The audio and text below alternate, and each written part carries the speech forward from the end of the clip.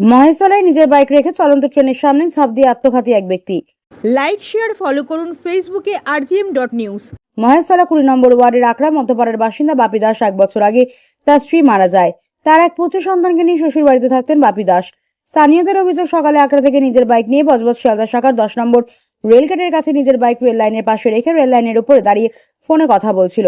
8:40 নাগাদ বজবজ থেকে শিয়ালদা যাবার পথে চলন্ত ট্রেনের সামনে ঝাঁপ দেয় বাপি দাস।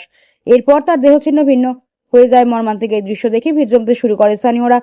খবর পেয়ে ঘটনাস্থলে রেল পুলিশের আধিকারিকরা পৌঁছে ছিন্ন বিচ্ছিন্ন হওয়া দেহ উদ্ধার করে নিয়ে যায় বালিগঞ্জে। তবে কি কারণে আকরা থেকে এসে 10 নম্বর গেটের কাছে ট্রেনের সামনে ঝাঁপ দিয়ে আত্মঘাতী হলেন? পারিবারিক অশান্তি নাকি রয়েছে অন্য কোনো কারণ? তদন্তে রেল পুলিশ। মহেশতলা থেকে শেখ মনির রিপোর্ট, rgm.news। আমাদের পাশের বাড়ি। কি নাম? বাপি দাস। কেমন ছিল ছেলেটা? না, এমনিতে ভালো। ও কি কাজ করতো? প্লাস্টিকের।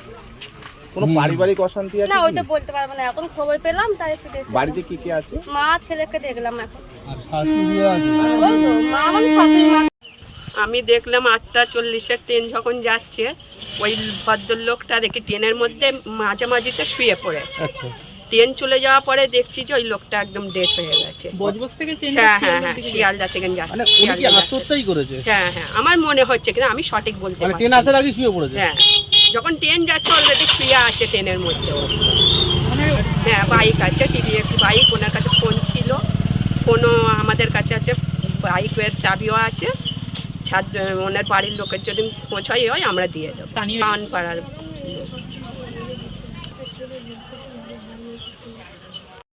সকাল 8:40 ট্রেনে লোকটা রেল লাইনের উপরে দাঁড়িয়ে ফোন করছে।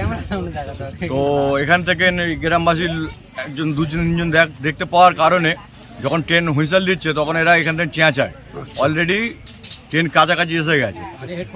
কানে হেডফোন থাকার কারণে সে শুনতে পায়নি। ট্রেনটা এসে দুর্ঘটনাটা ঘটে গেল। কিন্তু লোকটা যে স্বাভাবিকভাবে যে ধাক্কা খেয়েছে, এটা আমাদের মনে একটা খটকা লাগছে। কারণ লোকটার বাড়ি সম্ভবত ভারতীয় সংঘ ক্লাবের ওখানে, গাড়ি রয়েছে এইখানটায়, বাইক? হ্যাঁ, একটা বাইক আছে এখানে, গাড়িতে চাবি সমেত লাগানো আছে। কিন্তু অনেকটা দূর থেকে সিগন্যাল বাতির ওখান থেকে দাঁড়িয়ে ওখানটা অ্যাক্সিডেন্ট হয়েছে। কেন লাগে কি উনি স্ব ইচ্ছায় এসেছিল কি বা কোনো কাজে এসেছিল, ওইটা এখন ঠিক বোঝা যাচ্ছে না। একই লোক ছাড়া বলতে পারবে না কি ঘটনা ঘটেছে, সে সকালবেলায় এখানে আসলো কেন, এইটাই হচ্ছে আমাদের প্রশ্ন। বাইক রেখে রেল লাইনে, বাইকের চাবি সমেত অন করা আছে। আচ্ছা, বাইকের চাবিও অন করা আছে। কাছে একটা ফোন ছিল, ঠিক আছে, ফোনে কথাও হচ্ছিল। ফোনটা অ্যাক্সিডেন্টের পরে ডিসপ্লেটা আউট হয়ে যায়। আচ্ছা। আর কেউ আসছে? আর জিআরপি এখনো পর্যন্ত কেউ আসেনি, তো খবর করে দিয়েছে, ঠিক আছে। কেন শিয়ালদা বালিগঞ্জের খবর হয়ে তারপরে এখানে আসে। তো একদম পুরো স্বাভাবিক মনে হচ্ছে, আত্মহত্যাই করেছে। এই জায়গাটার নাম? এইটার নাম হচ্ছে জালখুরা বেগপাড়ার পড়ছে 10 নম্বর রেলগেট। আপনার নাম? আমার নাম রাকেশ মল্লিক।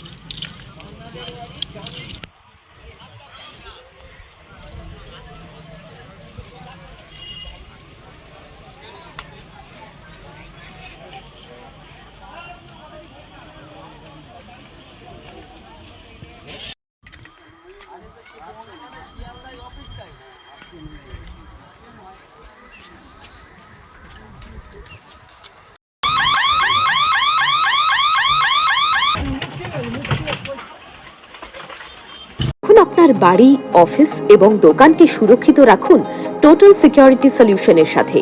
আমরা বিভিন্ন নামি দামি ব্র্যান্ডের সিসিটিভি ও সিসিটিভি সংক্রান্ত যাবতীয় অ্যাক্সেসরিজ বিক্রয় করার পাশাপাশি সার্ভিসও প্রোভাইড করে থাকি। টোটাল সিকিউরিটি সলিউশন একটি নির্ভরযোগ্য প্রতিষ্ঠান যা 24/7 সার্ভিস প্রোভাইড করে থাকে।